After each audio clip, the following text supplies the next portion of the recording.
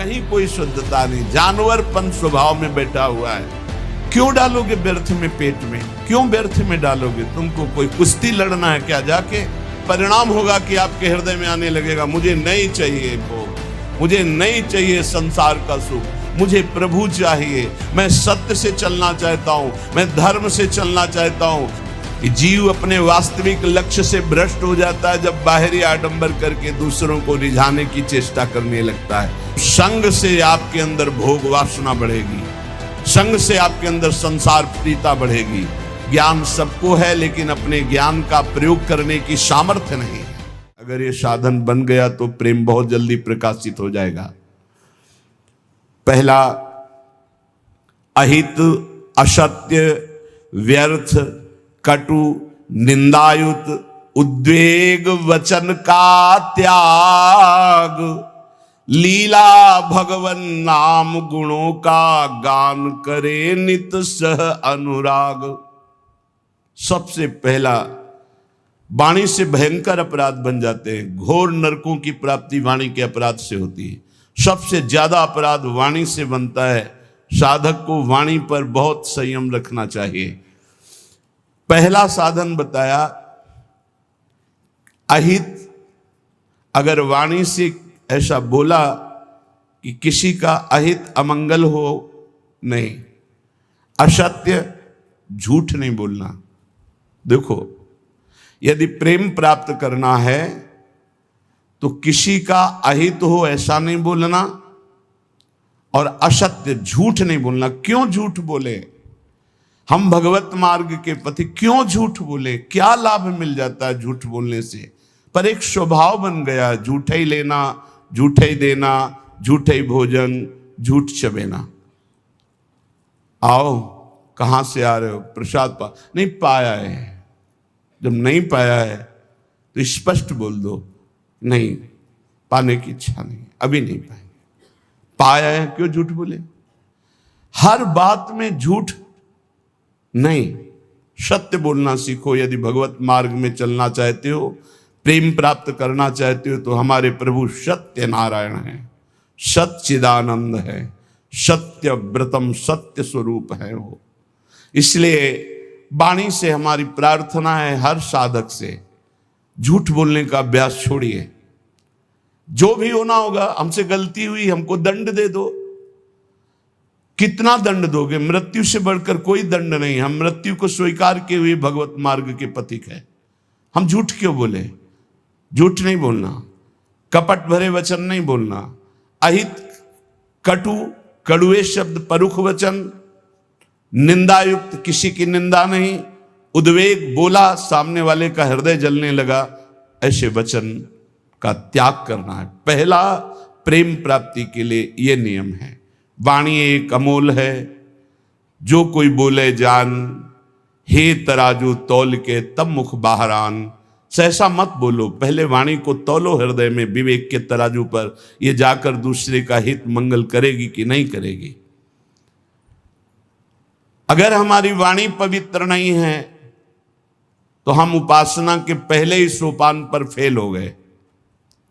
जिस वाणी से हमें नाम मंत्र सिद्ध करना है, वो वाणी अशुद्ध नहीं होनी चाहिए, झूठ नहीं बोलना चाहिए, असत्य भाषण, अहितकारी, कटुवचन, परुख वचन, निंदायुक्त वचन और सांसारिक वार्ता, इसका त्याग कर दे। यदि प्रेम मार्ग में जाना है तो लीला भगवन नाम गुणों का गान करे नित सह अनुराग। वाणी को पावन करना है, भगवान के पावन नाम का जप, नाम का कीर्तन और लीला गुणों का गायन। जैसे श्रीमद चतुरासी जी 42 लीला, श्रीमद भागवत, जब हम लीलाएं गायन गाते हैं तो हमारे हृदय के सारे मोहमल का नाश हो जाता है, पाप का नाश करके एकदम हृदय निर्मल होने लगता है। सच्ची मानिए, भगवत चर्चा करते करते भगवान की झांकी आने लगती है। आप एकांत में कभी श्रीमद् भागवत पढ़िए, मनन कीजिए, रोना आ जाएगा। एकांत में चतुरासी जी को बार बार गाइए, झांकी आने लगेगी। जो पदों में लीला छुपी है वो प्रकाशित होने लगेगी। श्याम श्यामा प्रगट, प्रगट अक्षर निकट, प्रगट रस स्रवत अति मधुर बानी। सत्य बोलो, हितकर बोलो, दूसरों को सुख पहुंचाने वाली बात बोलो, भगवान नाम जप करो, भगवान नाम कीर्तन करो, भगवत लीला गुणगान करो। ये वाणी की तपस्या हो गई, ये वाणी की पावनता हो गई। और जो अपावन बात कही गई वो वाणी की त्याग दो। ग्राम्य कथा, लोक कथा, राजनीति की कथा, भोग कथा, ये सब छोड़ दे। किसी से किसी भी तरह का राग द्वेषात्मक वार्ता ना हो। मन से काम क्रोध लोभ के वेगों का करके परिहार।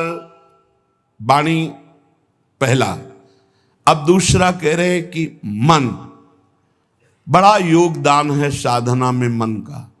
विषयों में लगा हुआ मन शत्रु है और प्रभु के चरणारविंद में लगा हुआ मन मित्र है। मन प्रभु में लग गया तो विश्व विजयी हो गए।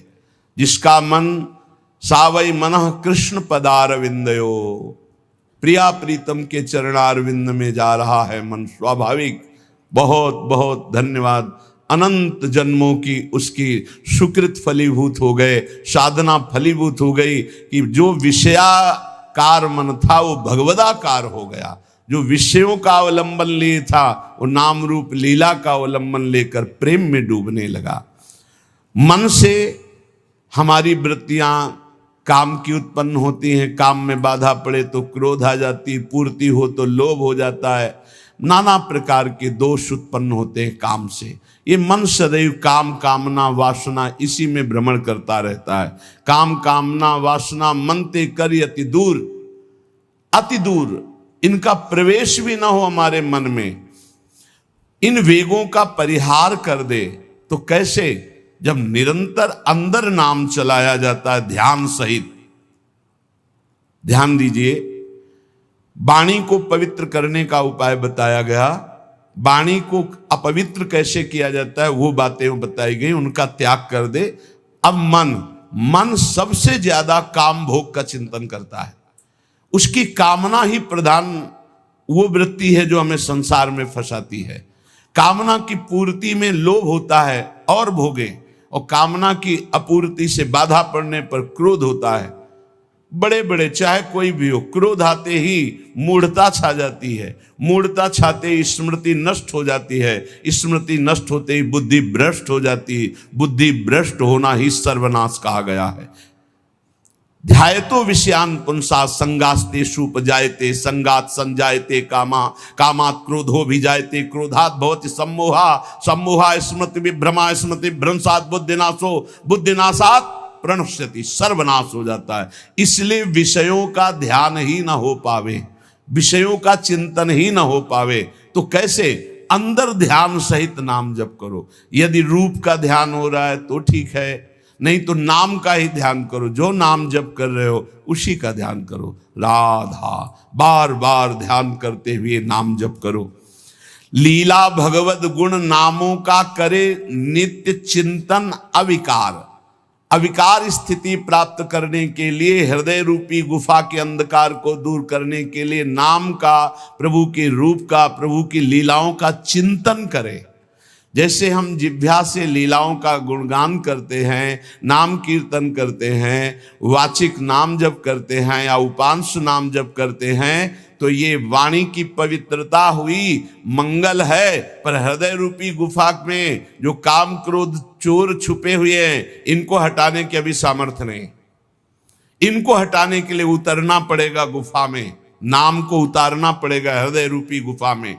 या तो ध्यान चल रहा है और या तो नाम ध्यान सहित चल रहा है। ध्यान सहित नाम जब एक एक अक्षर मात्रा का ध्यान करते हुए तो वही रूप प्रकाशित हो जाएगा। लीला गायन करें तो हमें 5 अध्याय करने हैं भागवत के, ऐसा नियम न ले। 5 श्लोक पढ़े पर खूब डूब के पढ़े कि क्या कहा जा रहा है, कौन सी लीला गायन, मेरे प्रभु क्या लीला कर रहे हैं, ऐसे। और जो रस ग्रंथ है इनके अर्थ पर विचार न करे, इनका केवल गायन करे। ये अर्थ विचार करने की सामर्थ्य प्रकाशित करेंगे गायन करते करते। रटत रटत कहत कहत सुनत सुनत रसरीति जानी। जब रटते रहोगे, कहते रहोगे, सुनते रहोगे तो ये रसरीति समझ में आएगी। कहत और सुनत रसरीति जानी, ताहि तज कबहूं गाउन कबहूं कछु, प्राण रमि रही हरिवंश बानी। ऐसी निष्ठा, ऐसा भाव, निरंतर गायन, तो चिंतन का अधिकार प्राप्त हो जाता है।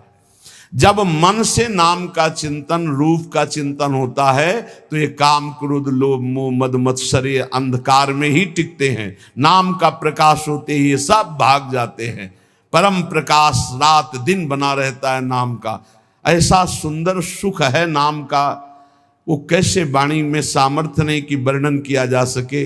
जैसे कई दिनों के प्यासे आदमी को शीतल जल मिले तो कैसे गटकता चला जाता है, ऐसे अनंत जन्मों से जिस सुख की खोज हम अनंत ब्रह्मांडों के भोगों में करते हुए मरते रहे, आज तक नहीं मिला। जब नाम में वो सुख मिला तो गटकत, निरंतर गटकत। जैसे हम रूप के प्यासे नेत्र भटकते रहे और जब प्यारे जू को देखा तो नेत्रों से रूप का पान हो रहा है। जैसी हरिवंश निकट दासीजन लोचन चसक रसासो गटकत, गटकत नेत्रों से रूप का पान कर रहे हैं। वाणी से लीला गुणगान नाम का पान कर रहे हैं। श्रवणेंद्रिय से प्रभु के यश का श्रवण करके पान कर रहे हैं। वो उन्मत्त हो जाते हैं। रसासो गटकत, ये रस आसो है, ये आसो उन्मत्त कर देता है। तो मन निष्काम हो गया। नाम और ध्यान ये पद्धति है।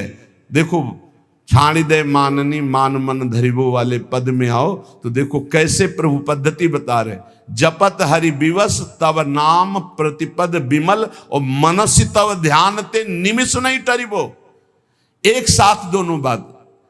जप हो रहा है वाणी से तो मन से एक निमिष के लिए भी ध्यान में नहीं छूट रहा, ध्यान नहीं छूट रहा। हित सजनी जो कह रहे हैं प्यारी जो से, पहली बात तो प्रणत हैं आपके लाडली जो, आपको मान धारण नहीं करना है।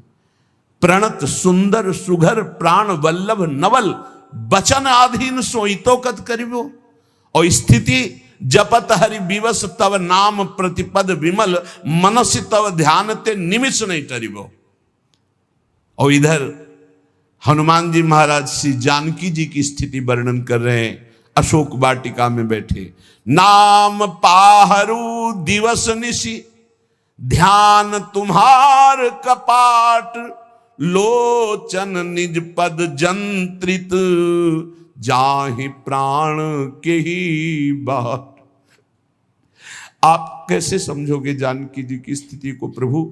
आपका नाम रात दिन पहरा दे रहा है, नहीं तो कब प्राण निकल गए होते। और आपका ध्यान कपाट की तरह दरवाजा बंद किए हुए, हृदय में राम रूप का ध्यान है, जिह्वा पे नाम आठों पहर चल रहा है, इसीलिए जानकी जी को प्राण नहीं गए, नहीं तो कब छूट गए होते। नाम पहारू दिवस निज ध्यान तुम्हार कपाट, लोचन निज पद जंतित जाहि प्राण के बाद। और यहाँ इस सजनी जो लाल जू के लिए करे, जपत हरि विवश तव नाम प्रतिपद विमल मनसि तव ध्यान ते निमिष नहीं टरिबो। प्यारी जो बचन आधीन सो हितो कत करिबो। जो आपकी केवल आज्ञा हो उसका पालन करने पे तत्पर है, उनके साथ आपको मान उचित नहीं। जब तक नाम हृदय में ध्यान नहीं किया जाता, रूप का ध्यान नहीं होता, तो बाहरी नाम जपते हुए भी हृदय में विकार आते रहते हैं, विकारों का खेल होता रहता है। इसीलिए प्रेम का प्रकाश नहीं होता। तो प्रेम प्रकाशित करने के लिए वाणी पावन और मन पावन। अब प्राण पवित्र करो। प्राण कैसे? प्राण आहार से अशुद्ध और शुद्ध हो जाते हैं। तो आहार, हिंसा में अशुद्ध भोजन का, भगवत मार्ग में चलने वाले को तमोगुणी आहार का त्याग कर देना चाहिए। ये सब अभक्ष्य पदार्थ तो दूर ही हैं।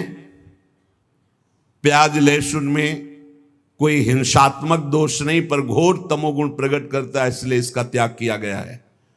जहां आलू प्रकट होती है, जहां कंद शकरकंद प्रकट होती है, जैसे जैसे मूली गाजर प्रकट होती, ठीक वैसी उसी खेती में उसी जगह में ये प्याज लहसुन प्रकट होता है, इसकी प्रकट होने की प्रक्रिया कोई अपवित्र नहीं है, ये खेतों में प्रकट होता है। लेकिन ये घोर तमोगुणी है, ये भजन में बहुत बाधक है। जब तक आपका हृदय, प्राण, मन, वाणी ये पवित्र नहीं होंगी तब तक आप भगवत साक्षात्कार नहीं कर सकते। तो पवित्रता के लिए इसका त्याग किया गया है। प्याज लहसुन का भगवत प्राप्ति की पवित्रता के लिए त्याग किया गया है। ये कोई हिंसात्मक दोष वाला नहीं है, पर ये तमोगुणी है तो तमोगुणी का त्याग करके सत्वगुण का सेवन करते हुए वो गुणातीत अवस्था में पहुंचना, इसलिए इसका त्याग अत्यंत अनिवार्य है। और कहीं भी किसी भी ठाकुर जी को कभी भी कोई भी भोग नहीं लगाता प्याज लहसुन का। अगर लगाता है तो ये अपराध है। आज तक कहीं कोई प्रमाण नहीं है कि कहीं सात्विक पुरुषों ने इसको पाया हो या ठाकुर जी को भोग लगाया गया हो। इसलिए इस तमोगुण प्रदान करने वाले प्याज लहसुन का भी त्याग कर दे। और कह रहे करे चटोरेपन का त्याग। प्राण को शुद्ध करने के लिए ये बाजारू चीजें खाने की जो चटोरापन बन गया है वो प्रेम प्राप्ति की ठीक वृत्ति नहीं है कि आप बाहरी चीजें, आपको अगर भोग ही लगाना है तो आप अपने घर में जो रूखा सूखा बनाइए, भाव से भोग। ये केवल 2 अंगुल जबान की बात है, गले के यहाँ से गया ना वो खट्टा मीठा सब बेकार हो गया, वो मल बन जाएगा। इसी की केवल इसको स्वाद दो हरि नाम का, राधा नाम का। ये चटोरेपन का त्याग करो। ये ज्यादा चटोरापन रजोगुण तमोगुण प्रकट करके भोग वासनाओं में भ्रमित करता है। ये ऐसा नहीं, बहुत सावधानी। सात्विक केवल पेट भरना है उतना जितने से हमारे प्राणों का पोषण हो जाए तो हमारे प्राण पवित्र हो जाते हैं। पानी और अन्न ये सब प्राणों का पोषण करने वाले हैं। वायु प्राण पोषण, अन्न प्राण पोषण, जल प्राण पोषण। तो हमारा वातावरण, हमारा जल, हमारा अन्न बहुत बड़ा प्रभाव करता है भजन में। तो कह रहे हिंसा में तो कोई सतमार्ग में चलने वाला ऐसा आहार पाएगा ही नहीं, जैसे मांस है, मछली है, अंडा है, ये कदापि नहीं। फिर अशुद्ध भोजन, तमोगुणी भोजन, प्याज लहसुन आदि पड़े हुए, या एक बार जिस रसोई में मांस बन गया उसमें खीर पूड़ी बना के आपको दी जा रही कि ये बड़ा सात्विक भोजन, हम नहीं पा सकते उस रसोई का, क्योंकि रसोई ही अशुद्ध हो गई। जहां एक बार मांस रांधा गया वो पात्र, वो रसोई अब हमारे योग्य नहीं रही।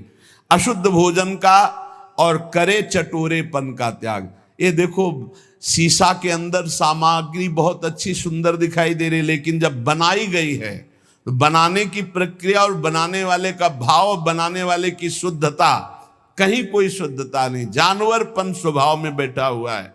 कोई बिरला है कि थोड़ा सात्विक भाव, नहीं तो अशुद्धता ही अशुद्धता है। आप देख लो तो आप खाओगे नहीं।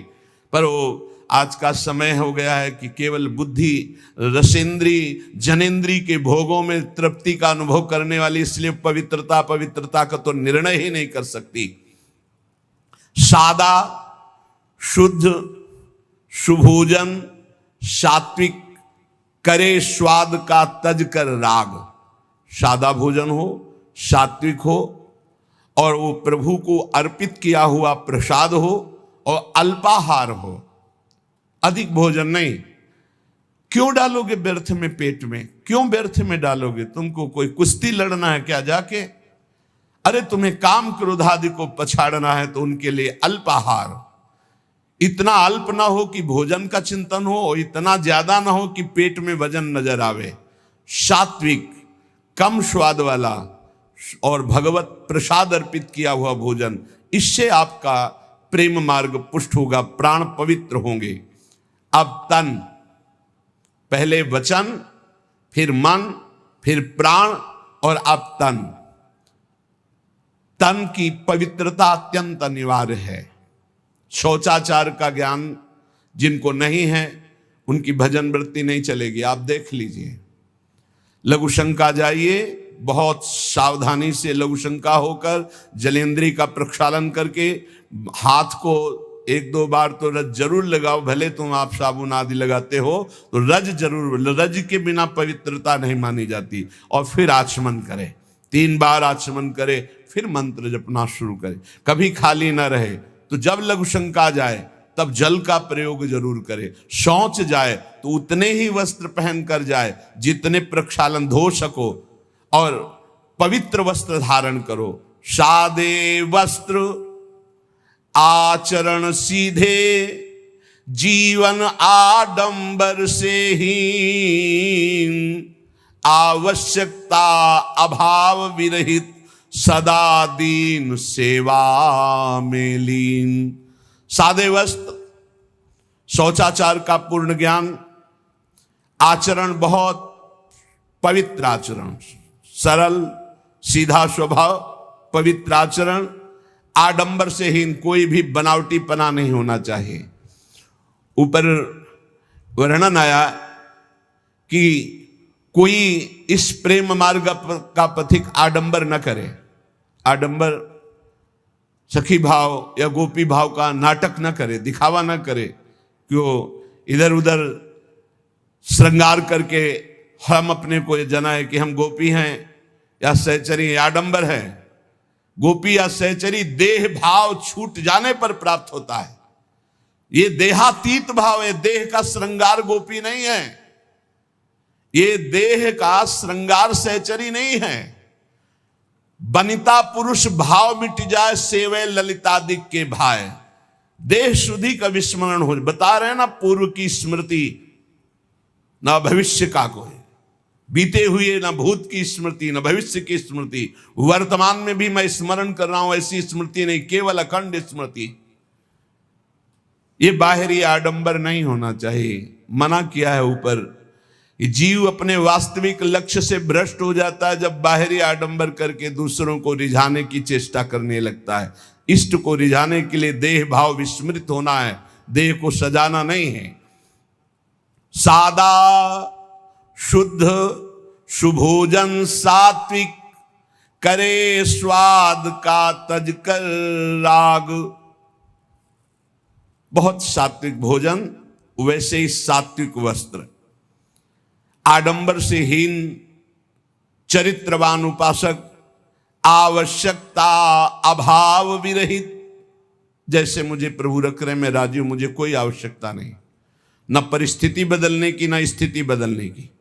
जैसे मुझे प्रभु रख रहे हैं, जोई जोई प्यारो करे सोई मोई भावे, मुझे संतोष है जैसे रख रहे हैं, बहुत अच्छा है। हमें किसी से कोई मांग नहीं, हमें कोई चाह नहीं, हमें कोई परिवर्धन की चाह नहीं, ये परिवर्तित हो जाए, ये बढ़ जाए, नहीं।